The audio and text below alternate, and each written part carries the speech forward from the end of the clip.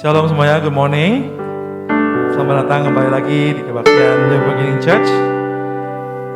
Hari ini kita sungguh bersyukur ya kalau kita dapat berkumpul sekali lagi. Kita baru saja merayakan kenaikan Tuhan Yesus ya.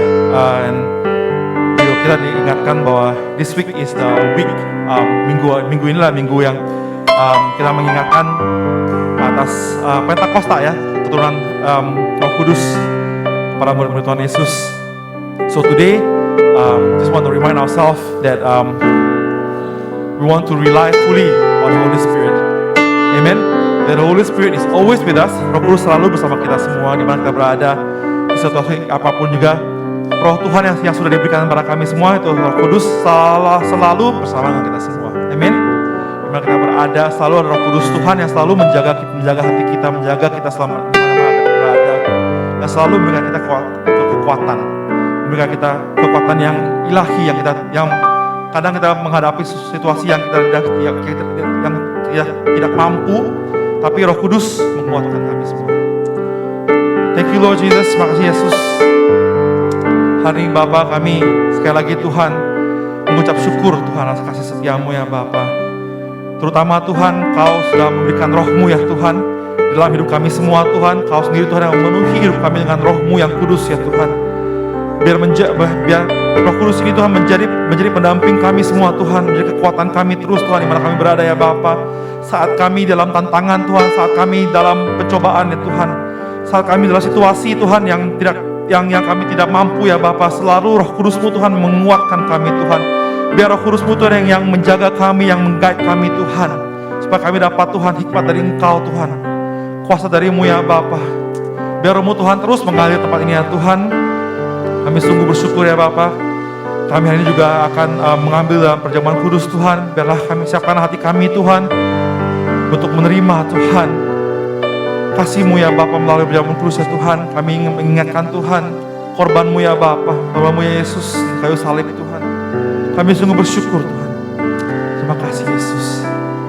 Terima kasih Bapa. Kami mengucap syukur. Terima kasih Yesus. Terima kasih Roh Kudus atas kasih-Mu Yesus.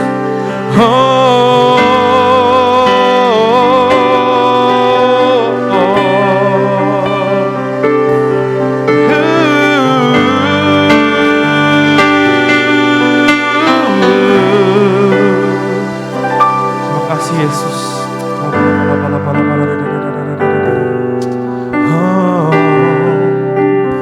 Thank you Lord. Terima kasih Bapa. Siapkan hati kami ya Tuhan. Terima kasih Yesus. Sama-sama katakan, datang Roh Kudus. Datang Roh Kudus, Kau ku rindu. Dengan minyak yang baru urapiku, mengalir penuhiku, mengalir pulihkanku. Kuasa-Mu bebaskan hidupku. Katakan sekali lagi, datang Roh Kudus. Datang Roh Kudus, Kau ku rindu. Dengan minyak yang baru,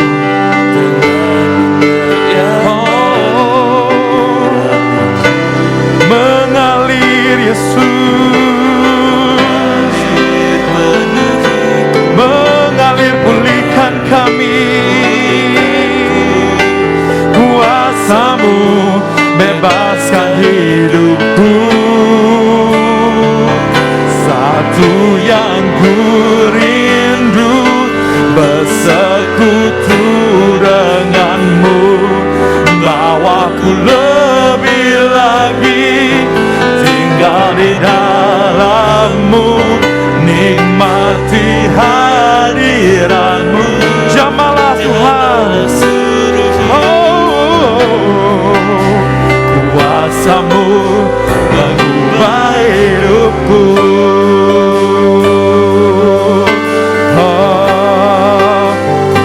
bagi berdiri. Oh, kami memuji-Mu Yesus. Katakan datang Roh Kudus.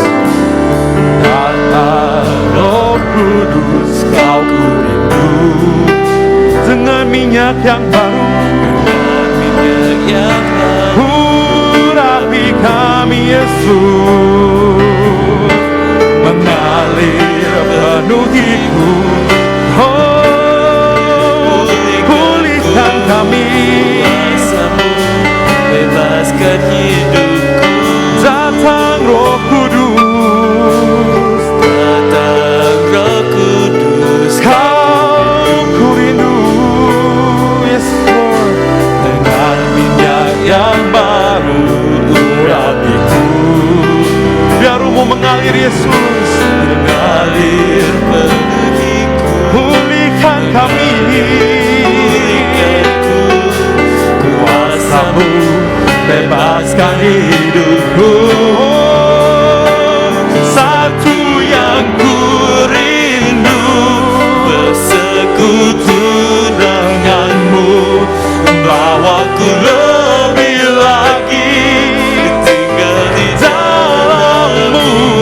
Nikmati hadirat-Mu. Jamalah seluruh hidup. Kuasa-Mu mengubah hidupku. Katakan sekali lagi, satu yang ku rindu, bersekutu denganmu Yesus. Bawaku lebih lagi tinggal di dalam-Mu. Nikmati hadirat-Mu. Jamahlah seluruh hidupku. Kuasa-Mu mengubah hidupku. Kita katakan satu yang ku rindu, bersekutu dengan Yes Lord. Bawaku lebih lagi, bawa kami lebih dekat dengan-Mu Yesus. Nikmati hadirat-Mu. Jamalah seluruh hidupku. Yes Lord. Kuasa-Mu mengubah hidupku. Satu yang ku rindu. Katakan bersekutu dengan-Mu Yesus. Bawa kami tinggal di dalam-Mu. Nikmati hadirat-Mu. Jamahlah seluruh hidupku. Kuasa-Mu mengubah hidupku. Oh, satu yang ku rindu, bersekutu dengan-Mu. Bawaku lebih lagi tinggal di dalam-Mu. Nikmati hadirat-Mu. Jamahlah seluruh hidupku. Kuasa-Mu mengubah hidupku. Satu yang ku rindu, bersekutu dengan-Mu. Bawaku lebih lagi tinggal di dalam-Mu. Nikmati hadirat-Mu. Jamahlah seluruh hidupku. Kuasa-Mu mengubah hidupku.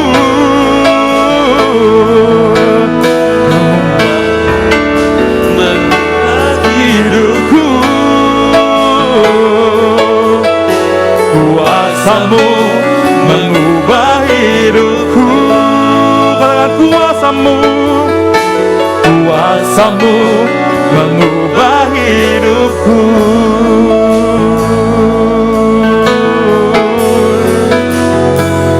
Kuasa-Mu sanggup mengubah hidupku.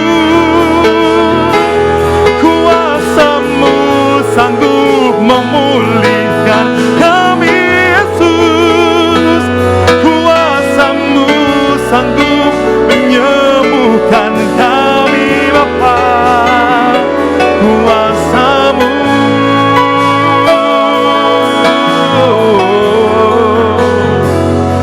hidup kami Yesus.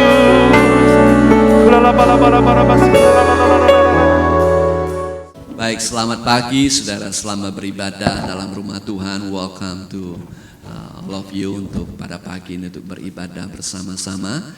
Pagi ini yang sudah lama tidak bersama dengan kita ada Lia, kalau salah namanya ya, Lia sudah baru kembali dari Indonesia ke Singapura ini. Welcome balik, guys. Tuhan Yesus memberkati saudara. Kita baru saja masuk bulan yang baru, kita sudah hampir setengah tahun dari tahun yang baru ini, penuh dengan tantangan, kesulitan dan perubahan-perubahan yang ada. Tapi kita mengucap syukur Tuhan tetap memelihara saudara dan saya, kasih Tuhan tidak pernah berkesudahan. Amin saudara. Kita tidak terlepas dari pergumulan, tidak terlepas dari tantangan, bahkan juga ada yang sakit, tapi kita percaya kasih karunia Tuhan selalu cukup buat setiap kita. Itu sebabnya kita percaya bahwa kasih Tuhan tidak pernah berkesudahan. Tema kita tahun ini adalah destiny, yaitu tujuan yang Tuhan rencanakan bagi kita. Nah, bagi saudara dan saya, orang-orang yang percaya kepada Tuhan Yesus, destiny akhir kita, our final destiny, our eternal destiny is fixed, is secure in Christ. Jadi destinasi akhir kita, kekekalan kita sudah aman di dalam Kristus. Apapun yang terjadi dalam hidup kita selama kita di dalam Kristus, pada saat kita meninggalkan dunia ini kita mendapatkan hidup yang kekal di surga yang bahagia. Yang percaya katakan amin. Nah, itu undisputable, itu sudah tidak perlu kita debatkan lagi. Dan itu merupakan hal yang penting, itu sebabnya kita sebagai gereja Tuhan, sebagai anak Tuhan, kita harus menjadi saksi Tuhan, supaya orang-orang lain juga memiliki destiny yang kekal di dalam Kristus. Tapi selain itu saudara, ada juga destiny atau destinasi yang Tuhan rencanakan buat hidup kita di dunia ini.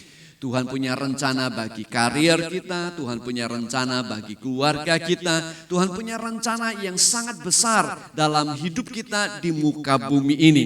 Dan itu banyak tergantung bagi banyak hal untuk kita bisa mencapai destiny itu. Salah satu yang kita bicarakan bulan lalu bahwa destiny kita berhubungan sangat erat dengan relasi dalam hidup kita. Baik itu hubungan dalam keluarga, hubungan suami istri, dan sudah salah contoh misalnya Alkitab berkata, suami-suami hormatilah istrimu sebagai sesama pewaris daripada kerajaan Allah.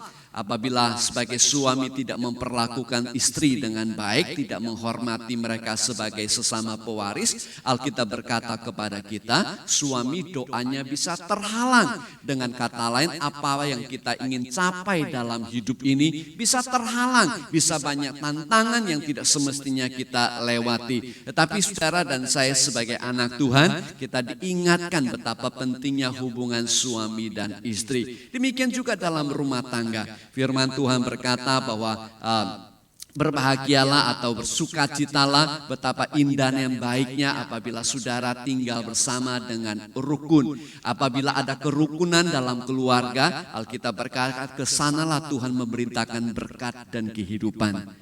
Dengan kata lain, destinasi, rencana Tuhan, tujuan Tuhan buat keluarga kita itu bisa tercapai apabila hubungan keluarga itu harmonis. Itu sebabnya sangat penting bagaimana kita belajar hidup dengan harmonis dalam keluarga kita. Demikian juga hubungan dengan Tuhan. Hubungan kita dengan Tuhan itu sangat penting untuk membantu kita mencapai destinasi atau rencana Tuhan bagi kita di muka bumi ini.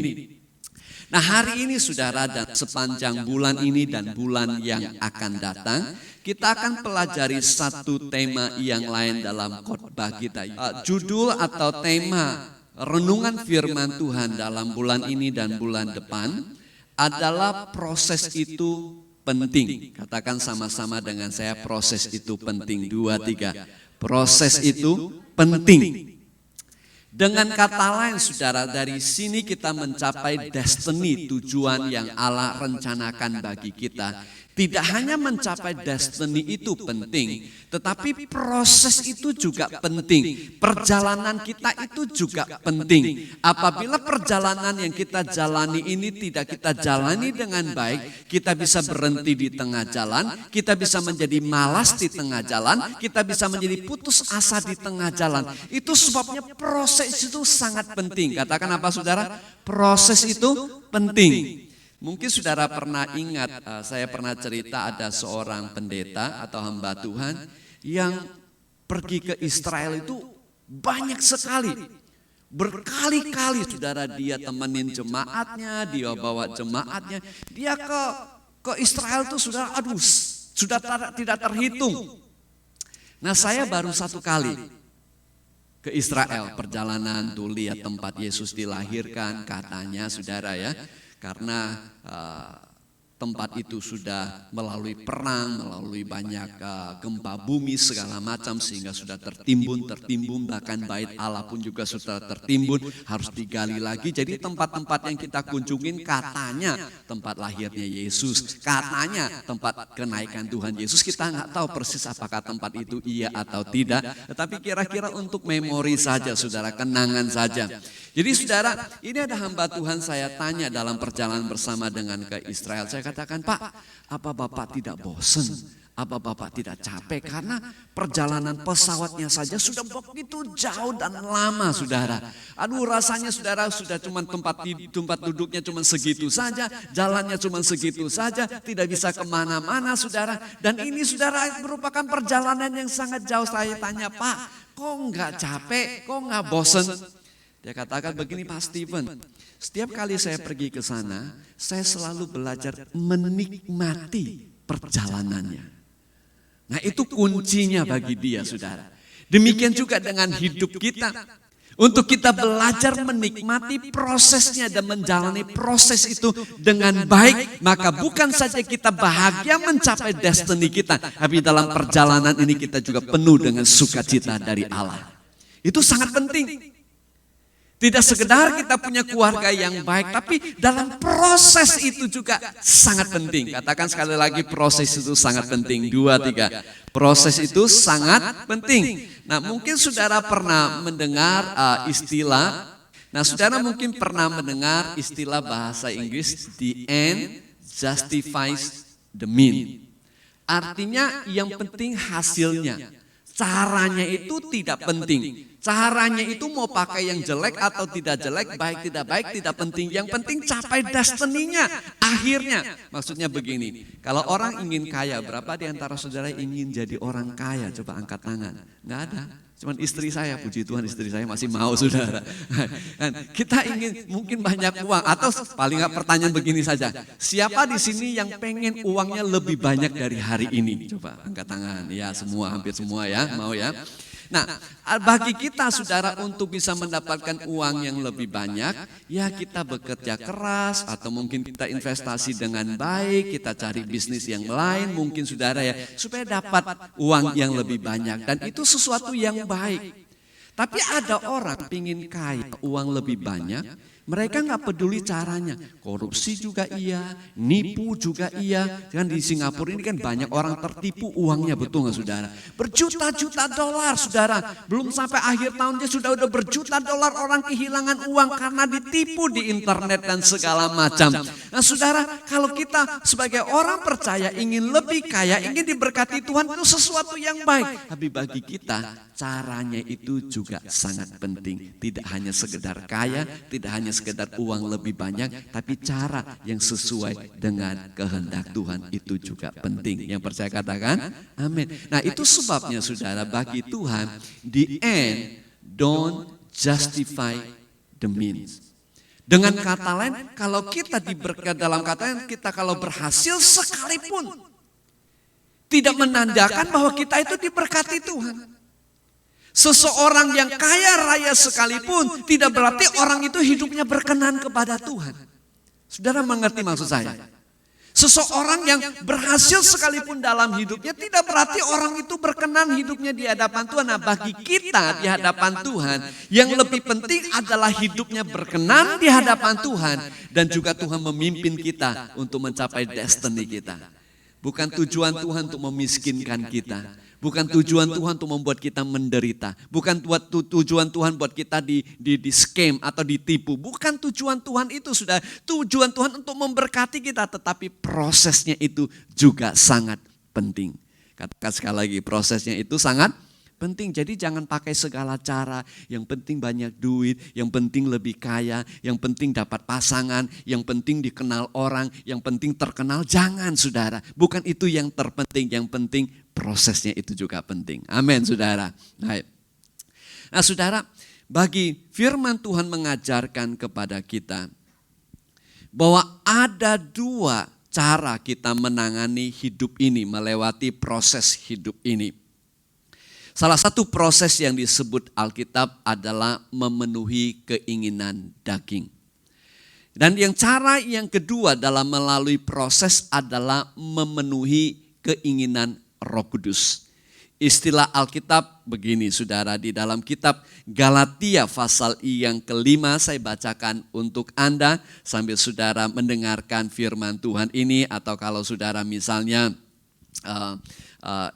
ingin membaca ayatnya, saya sudah siapkan di sini kalau bisa terbaca. Dalam kitab Galatia pasal yang kelima ayat 22 sampai 23. Tapi saya akan bacakan lebih dahulu beberapa ayat sebelumnya dari ayat yang ke-16. Saudara dengarkan saja. Maksudku ialah hiduplah oleh roh. Maka kamu tidak akan menuruti keinginan daging. Sebab keinginan daging berlawanan dengan keinginan roh. Dan keinginan roh berlawanan dengan keinginan daging. Karena keduanya bertentangan. Sehingga kamu setiap kali tidak melakukan yang kamu kehendaki. Tetapi jikalau kamu memberi dirimu dipimpin oleh roh, maka kamu tidak hidup di bawah hukum Taurat. Perbuatan daging telah nyata. Nah, sudah dengarkan baik-baik. Jadi kalau hidupnya memenuhi keinginan daripada daging, ini saudara. Keinginan perbuatan daging telah nyata, yaitu percabulan, kecemaran, hawa nafsu, penyembahan berhala, sihir, perseteruan, perselisihan, iri hati, amarah, kepentingan diri sendiri, percidaraan, roh pemecah belah, kedengkian, kemabukan, pesta pora, dan sebagainya. Nah, kalau kita lihat ayat-ayat ini, saudara, itu merupakan keinginan daging, keinginan dosa yang ada dalam sifat manusia. Untuk mencapai kebahagiaan, untuk mencapai kepuasan. Mungkin pada saat melakukannya ada saat-saatnya rasanya kok enak, rasanya merasa puas, tetapi akan membuat kita untuk menjadi orang yang hidup di dalam daging, memenuhi keinginan daging. Mungkin sudah berkata, kalau gitu apa bedanya, yang penting kan bahagia. Nah, coba sudah dengarkan baik-baik kalimat berikutnya. Dikatakan demikian, terhadap semuanya itu kuperingatkan kamu. Seperti yang telah kubuat dahulu. Bahwa barang siapa melakukan hal-hal yang demikian, ia tidak akan mendapat bagian dalam kerajaan Allah.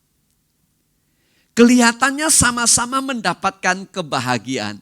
Kelihatannya sama-sama mendapatkan kepuasan. Baik dengan cara daging atau dengan cara roh.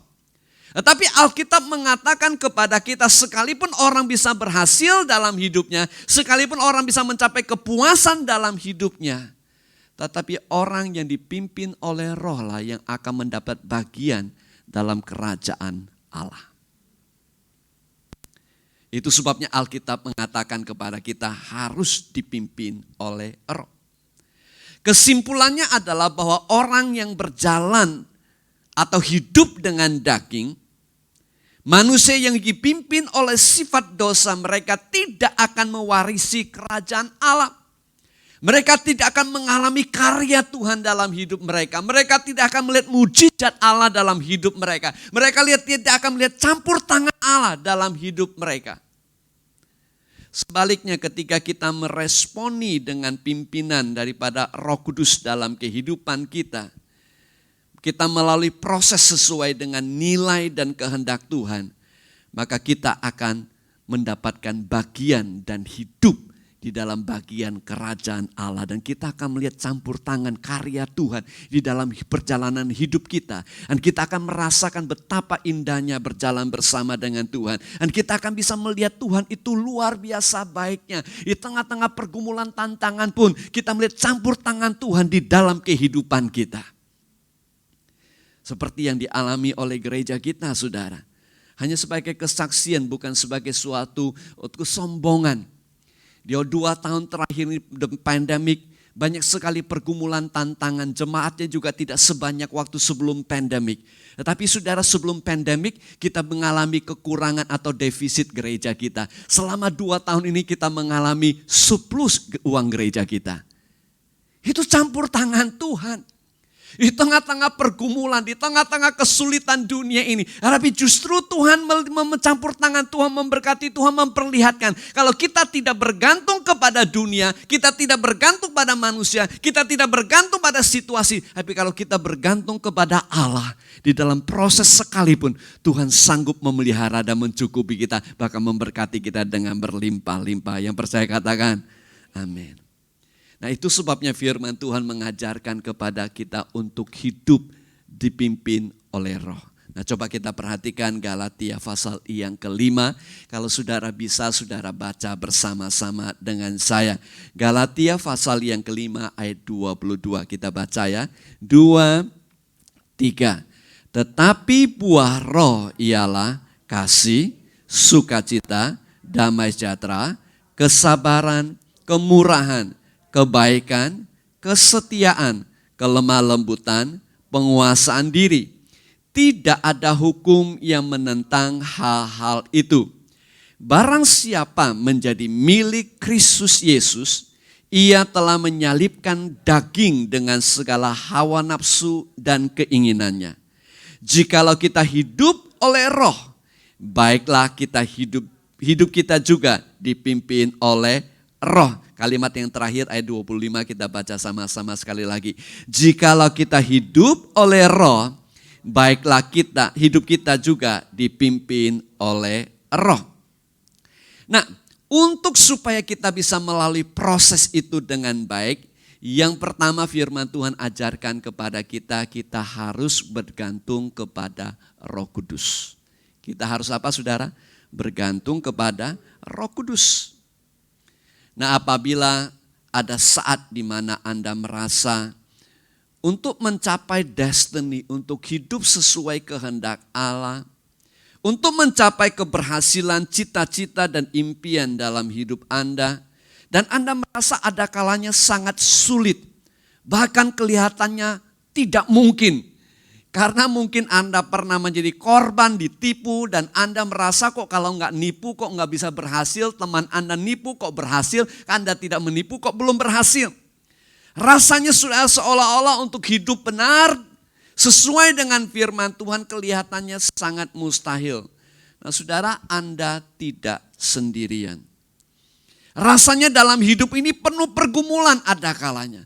Penuh dengan tantangan, penuh dengan kesulitan. Tentu saja ada saat-saatnya Anda merasa hidupnya kok enak ya. Hidup kok aduh luar biasa. Hidup kok aduh enak sekali hidup ini. Tuhan terima kasih, Tuhan terima kasih. Tapi saudara, ada waktu-waktunya rasanya kok berat sekali. Rasanya kok rasanya gak kuat lagi. Kok pergumulan begitu besar. Saudara tidak sendirian, dengarkan firman Tuhan. Sebab kita tahu bahwa sampai sekarang segala makhluk sama-sama mengeluh dan sama-sama merasa sakit bersalin. Nah, saya tidak tahu, saudara. Pak Haryanto tidak tahu, Sony tidak tahu, apalagi Derwin nggak tahu tuh rasa sakit bersalin itu apa, saudara. Kita hanya bisa imajinasi saja sakit bersalin itu seperti apa, sakit melahirkan anak. Tapi saya tahu istri saya juga tidak kuat menghadapi sakit lahir anak. Kenapa? Karena dia minta namanya epidural, saudara. Jadi lagi pingin melahirkan normal, saudara. Tapi akhirnya tidak kuat lagi minta obat anti sakit. Jadi saudara bisa bayangkan sakitnya seperti apa. Dan firman Tuhan berkata bukan hanya saudara dan saya, semua makhluk. Itu artinya termasuk saudara dan saya, orang Kristen, orang tidak Kristen, bisa merasa aduh rasanya kok udah tidak kuat lagi. Rasanya kok ini pandemik ini rasanya sudah dibuka tapi kok tiap hari masih ribuan orang di Singapura. Orang kena infeksi. Rasanya saudara sudah pengen lepas tapi masih banyak tantangan, kekhawatiran. Ada juga ketakutan saudara. Oh saudara tidak sendirian, firman Tuhan berkata semua makhluk mengeluh dan merasakan seperti sakit bersalin. Jadi kalau Anda dalam pergumulan, tantangan, kesulitan, rasanya tidak kuat lagi, Anda tidak sendirian. Katakan puji Tuhan. Betul saudara, enggak sendirian.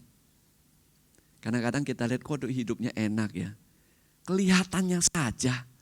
Atau mungkin waktu itu memang lagi enak saudara. Memang lagi betul-betul enak, kelihatannya memang lagi betul-betul enak. Cuman saat itu saja saudara. Aduh enak ya kalau punya suami seperti itu, cuman kelihatan saja saudara. Enak ya punya istri seperti itu cuman kelihatan saja. Aduh kelihatannya, aduh punya anak-anak seperti itu. Aduh enak benar punya anak seperti itu. Anak saya kok tidak seperti itu, cuman kelihatan saja saudara. Enak ya kalau tinggal di rumah itu, di kondo itu, cuman kelihatan saja. Orang yang putus asa bunuh diri cuman tidak tinggal yang di STB, yang di kondo juga ada yang ngelompat kok saudara. Betul gak saudara? Orang yang cerai itu gak cuma tinggal di STB, yang naik MRT, yang naik Mercy juga ada yang cerai berai. Jadi saudara tidak sendirian, katakan sekali lagi aku gak cuma sendiri kok. Ya gak cuma sendirian. Jadi jangan iri saudara. Dan kemudian dikatakan demikian. Dan bukan hanya mereka saja, bukan hanya orang yang tidak kenal Tuhan saja. Tetapi kita yang telah menerima karunia sulung roh. Kita yang sudah ditebus oleh Kristus. Kita yang sudah diselamatkan. Yang ada Roh Kudus dalam hidup kita. Kita juga mengeluh dalam hati kita. Nah ini yang Rasul Paulus luar biasa. Kita orang Kristen yang mengeluh biasanya enggak keluar dari mulut kita. Biasanya cuma di dalam hati, betul gak saudara? Kenapa di dalam hati? Kalau kita mengeluh, kita cerita pergumulan kita, orang berkata, kurang iman. Atau kita mungkin juga tidak enak didengar orang, saudara. Dan segala macam, nah kita tidak mengeluh, tapi ada di dalam hati kita. Kita menanti pengangkatan sebagai anak, yaitu pembebasan tubuh kita. Betul saudara, Rasul Paulus menyadari firman Tuhan mengatakan fakta kehidupan. Selama kita masih hidup di dunia ini, pasti ada pergumulan, pasti ada tantangan, pasti ada kesulitan, pasti ada rasa sakitnya. Namun puji Tuhan, kita tidak sendirian dalam perjuangan ini karena Tuhan telah memberikan Roh Kudus-Nya dalam hidup kita. Dia mengutus Roh Kudus tinggal di dalam hidup kita, membantu kita menghadapi tantangan dan pergumulan hidup ini. Itu sebabnya Dia mau membantu kita menghasilkan buah roh dalam hidup kita agar perjalanan kita dalam proses ini yang penuh tantangan kesulitan sekalipun kita tetap bisa menikmatinya. Kenapa pendeta yang suka ke Israel itu tidak bosan, tidak capek, tidak putus asa? Terus saja pergi.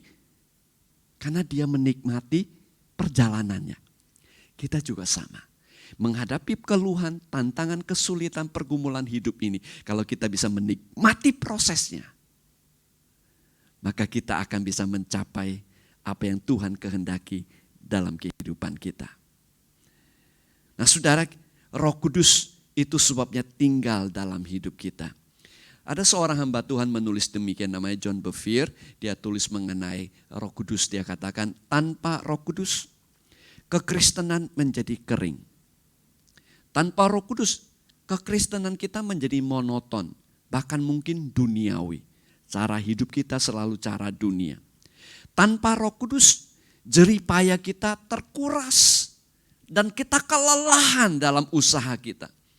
Tanpa Roh Kudus, tanpa persekutuan dengan Allah, itu yang terjadi dalam hidup kita. Tuhan Yesus memberitahukan kepada murid-muridnya bahwa kamu akan menerima kuasa apabila Roh Kudus turun ke atas kamu. Dengan kata lain, murid-murid Tuhan tidak akan bisa berhasil, tidak akan bisa menikmati prosesnya tanpa Roh Kudus dalam hidupnya. Nah, kabar baiknya buat saudara dan saya adalah Roh Kudus telah tercurah dan Roh Kudus tinggal dalam hidup setiap saudara dan saya. Dan dia ingin berkarya. Dan dia ingin menghasilkan buahnya dalam hidup saudara. Dia ingin menghasilkan akan kasih dalam hidup Anda. Dia ingin ada sukacita, ada damai sejahtera, ada kesabaran, kemurahan, kebaikan, kesetiaan, ada kelemah lembutan, ada penguasaan diri dalam hidup Anda. Roh Kudus bekerja dalam hidup Anda untuk menghasilkan buah seperti itu untuk membantu saudara dan saya menghadapi tantangan hidup ini dengan cara Tuhan, dengan cara yang Tuhan inginkan, dengan cara yang membawa suatu kepuasan, tujuan dalam perjalanan hidup kita dan untuk saat kita mencapai destiny dalam hidup kita. Jadi saudara, jangan berkecil hati. Karena Roh Kudus sudah ada dalam hidup Anda dan dia siap sedia untuk membantu saudara dan saya menjalani proses ini. Yang percaya katakan amin. Nah, tetapi yang kedua, bahwa itu bukan hanya cara Roh Kudus tetapi juga kita harus bekerja sama dengan Roh Kudus. Jadi yang pertama, untuk melalui proses itu dengan baik kita harus bergantung pada Roh Kudus. Yang kedua, kita juga harus bekerja sama dengan Roh Kudus. Kita bekerja apa saudara? Bekerja sama. Seperti saudara ilustrasi yang ada di depan ini, ada seseorang itu saudara menyirami tanamannya. Sudah ada benih di tanah itu. Dan kemudian benih itu akan mulai bertumbuh. Kemudian akan bisa menghasilkan buah apabila kita siramin saudara. Benihnya sudah ada Roh Kudus dalam hidup kita. Roh Kudus sudah siap bekerja. Segala sesuatu Tuhan sediakan dalam hidup kita. Tetapi bagi saudara dan saya perlu usaha dalam hidup kita. Itu sebabnya mengapa itu buah Roh Kudus. Tetapi saudara, firman Tuhan juga memerintahkan kepada kita untuk saling mengasihi. Mengasihi dengan segenap hati kita. Buah Roh Kudus dalam kehidupan kita, tapi Tuhan juga memerintahkan dalam kehidupan kita agar kita bersukacita. Firman Tuhan kata bersukacitalah senantiasa dalam Tuhan. Itu perintah dari Tuhan. Firman Tuhan juga memerintahkan kepada kita agar kita belajar sabar. Firman Tuhan juga memerintahkan kepada kita hidup damai dengan semua orang. Firman Tuhan juga mengajarkan kepada kita agar kita setia dalam hidup kita. Firman Tuhan juga mengajarkan kepada kita, memerintahkan kita untuk punya hati lemah lembut dan juga punya penguasaan diri. Satu pihak adalah buah Roh Kudus. Di satu pihak juga adalah usaha daripada kita bekerja sama dengan Roh Kudus. Jadi saudara, meskipun Roh Kudus menghasilkan buah dalam kehidupan kita, kita juga harus bekerja sama dengan Roh Kudus. Saya tidak tahu saudara bisa baca di sini atau tidak, tapi saya akan bacakan untuk Anda 2 Petrus pasal I yang pertama ayat 3 sampai yang keempat. Karena kuasa ilahinya telah menganugerahkan kepada kita segala sesuatu yang berguna untuk hidup yang saleh. Dengan kata lain, Tuhan itu telah memberikan kepada kita segala sesuatu, memampukan kita melalui proses ini dengan baik. Sudah ada benihnya dalam hidup kita. Sudah ada Roh Kudus dalam kehidupan kita. Nah, saya loncat saudara ke ayatnya yang ke-5 dan ke-6 di bagian belakang ini. Kalau saudara bisa baca sama-sama dengan saya, justru 2, 3. Justru karena itu, kamu harus dengan apa saudara? Sungguh-sungguh berusaha. Tuhan sudah menganugerahkan itu dalam hidup kita.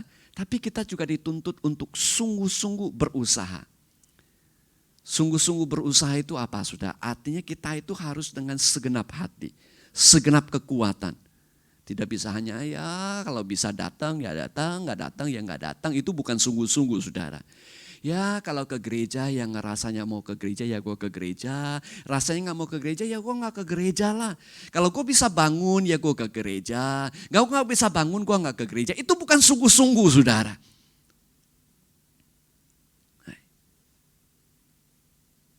Ya kalau saya misalnya mem saya ada di rumah ya saya kerja. Mem saya gak ada ya gue tidur saja nonton TV, lihat YouTube gitu. Itu bukan sungguh-sungguh. Kalau ada bos lagi di kantor ya saya kerja. Tapi kalau bos udah pergi ya gue ongkang-ongkang kaki lah. Itu bukan sungguh-sungguh saudara. Ya kalau lagi ulangan. Kalau ulangan ya nanti kalau saya rasanya pengen belajar ya saya belajar. Tapi kalau aku rasanya nggak pengen belajar ya gue nggak usah belajar. Itu bukan sungguh-sungguh. Sungguh-sungguh itu artinya punya komitmen saudara. Sungguh-sungguh berusaha menambahkan. Sudah dengarkan sekali lagi ya. Berusaha untuk menambahkan kepada imanmu. Imanmu ditambah dengan apa? Dengan kebajikan, kebaikan. Kepada kebaikan pengetahuan artinya dengan hikmat, dengan bijaksana. Dan kemudian kepada pengetahuan penguasaan diri. Kita ini bisa punya pengertian, pengetahuan banyak. Tapi juga perlu penguasaan diri dalam hidup kita. Apakah betul dilakukan pada waktu itu? Mestinya kita katakan, mestinya tegur atau tidak. Kapan kita tegur? Dan kemudian dikatakan supaya menambahkan diri kepada penguasaan diri. Ketekunan. Ayo berusaha terus. Kemudian ketekunan, kesalehan. Artinya kalau kita tekun lakukan itu juga lakukan sesuai dengan caranya Tuhan. Bukan dengan sembarangan. Saudara itu sebabnya mengapa kadang-kadang rasanya kok ingin punya kasih rasanya berat. Kadang-kadang ingin bersuka cita rasanya berat. Kadang-kadang ingin sabar rasanya berat. Aduh rasanya kok gak bisa sabar-sabar saudara. Itu karena perlu sungguh-sungguh berusaha. Nah saya akan akhiri dengan poin yang ketiga yang terakhir ini dengan singkat dan saya akan pick up mungkin next week saudara. Nah saudara Alkitab berkata kepada kita bahwa Roh Kudus itu menghasilkan buah dalam kehidupan kita. Nah kalau saudara perhatikan singkat saja ini saudara just to give you the overview untuk next week saudara. Kalau Anda perhatikan kata Alkitab bahwa tetapi buah Roh Kudus ialah kasih. Nah kalau saudara perhatikan kalimat ini dan kemudian kalau Anda belajar bahasa Grekanya Yunaninya juga sama. Ternyata Alkitab tidak mengatakan buah roh atau buah-buah roh adalah kasih, sukacita, ini bukan saudara. Tapi Alkitab berkata tetapi buah roh adalah kasih, koma selanjutnya. Nah dalam bahasa Grekanya juga sama, Yunaninya juga sama, using the same word karpos in the grammar which is nominative singular word. Adalah kasih secara singular. Nah saya ingin menyampaikan kepada saudara bahwa buah roh itu cuma satu. Yaitu kasih. Mestinya kasih (2), selanjutnya sabar, sukacita, damai sejahtera, kesabaran, kemurahan, kebaikan, kesetiaan, kelemah lembutan, penguasaan diri. Nah kenapa ini penting? Ini penting saudara. Kenapa? Karena seringkali orang bicara kasih. Kasih itu bisa ditafsirkan macam-macam. Kasih bisa disalahgunakan. Misalnya ada orang berkata, gue tolong dong pinjam duitnya dong. Gue lagi susah nih. Sorry gue gak bisa pinjemin kamu. Kamu gak ada kasih. Nah itu belum tentu saudara. Kalau itu memanipulasi kasih. Ada orang saudara kalau dalam bahasa Inggrisnya kasih itu love saudara. Kalau ada hubungan seksual mereka bahasa Inggrisnya make love saudara. Jadi kasih itu bisa disalahpahami, bisa disalah tafsirkan, bisa disalahgunakan. Nah, tetapi Rasul Paulus ingin make sure saudara, pastikan bahwa buah roh kasih yang dia maksudkan itu apa? Kasih seperti apa? Yaitu kasih yang menunjukkan dirinya, ciri-cirinya dengan sukacita. Kasih yang menunjukkan dirinya dengan damai sejahtera. Kasih yang menunjukkan dirinya dengan kesabaran. Kasih yang menunjukkan dirinya dengan kemurahan, dengan kebaikan, dengan kesetiaan, dengan kelembutan, dengan penguasaan diri. Jadi kalau ada pacaran, orang pacaran, nah kamu tidak mau tidur sama dengan saya, berarti kamu gak cinta sama saya, kamu gak mengasihi saya. Buktikan kasihmu. Nah itu bukan kasih yang diceritakan Alkitab. Kenapa? Karena kasih yang dikatakan Alkitab ada penguasaan dirinya. Ada kesabaran menanti sampai saatnya menikah. Baru bisa menikmati hubungan suami istri. Seperti itu. Saudara yang kekasih dalam Tuhan. Jika Anda memperhatikan baik-baik, maka Anda menyadari sekali lagi bahwa buah roh dalam hidup kita adalah kasih. Tapi bukan sembarang kasih. Tapi kasih yang memiliki karakteristik seperti yang dicantumkan di Alkitab. Jadi ketika kita memiliki buah roh dalam hidup kita, yaitu kasih, maka tanggapan kita terhadap pergumulan, saat kita menghadapi tantangan dalam perjalanan hidup ini, karena ada kasih buah roh dalam hidup kita, maka kita bisa menghadapi tantangan, kesulitan, masalah hidup ini dengan sukacita, dengan kesabaran, dengan damai sejahtera, dengan kebaikan, dengan kesetiaan, dengan penguasaan diri dan kelembahan lembutan dalam hidup kita. Hanya dengan demikian kita bisa menjalani perjalanan ini, proses ini dengan penuh kesukacitaan dan penuh dengan kegembiraan yang datangnya daripada Tuhan. Nah, sebentar lagi kita akan mengambil perjamuan kudus, saudara. Alkitab memberitahukan kepada kita bahwa Tuhan Yesus ketika dia berbicara dengan murid-muridnya, dia katakan, ini perintahku supaya kamu saling mengasihi. Dia katakan seperti aku telah mengasihi kamu. Tidak ada kasih yang lebih besar daripada kasih seorang yang memberikan nyawanya kepada sahabat-sahabatnya. Kamu adalah sahabatku. Dengan kata lain Yesus berkata, aku sangat mengasihi kamu dan aku rela memberikan nyawaku kepadamu. Dan itu tidak ada kasih dan pengorbanan yang lebih besar daripada itu. Kasih Tuhan Yesus itu sangat sabar. Kasih Tuhan Yesus itu penuh dengan pengorbanan. Kasih Yesus itu penuh dengan kebaikan. Kasih Tuhan Yesus penuh, saudara, dengan segala karakteristik yang diceritakan di dalam kitab Galatia pasal ke-5 ini. Itu sebabnya Alkitab berkata bahwa dalam rupanya sebagai Allah sekalipun dia tidak mempertahankan itu sebagai suatu kesetaraan yang harus dia pertahankan. Tapi dia mengosongkan dirinya. Dia rela datang sebagai manusia, mati di atas kayu salib. Untuk saudara dan saya dan saudara dan yang kekasih dalam Tuhan, kemungkinan besar Anda tidak menemukan manusia lain seperti itu di muka bumi ini. Tetapi saudara sudah menemukan satu yang tidak pernah akan meninggalkan saudara. Tuhan Yesus, sahabat Anda yang telah mati membuktikan kasih-Nya untuk saudara dan saya.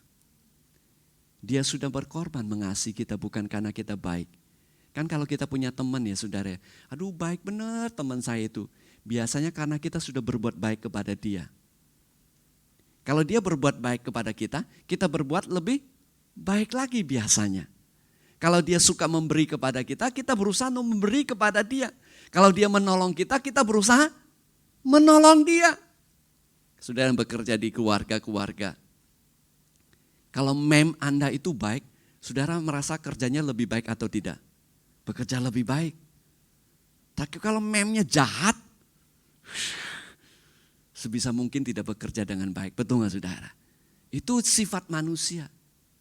Kita mengasihi apabila kita sudah dikasihi.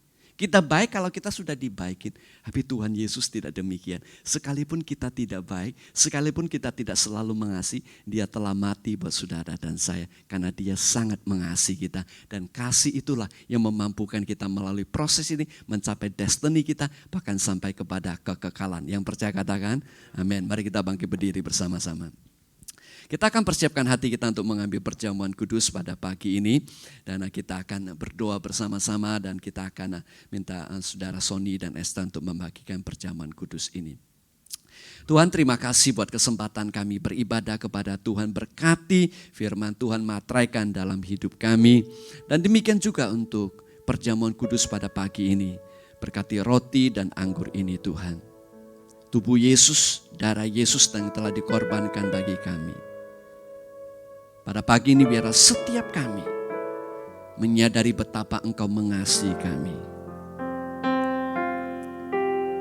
Betapa Tuhan ingin supaya kami hidup melalui proses ini sesuai dengan keinginan Roh Kudus. Roh Kudus, Engkau berkarya dalam hidup kami. Terima kasih Tuhan, di dalam nama Tuhan Yesus kami berdoa. Amin.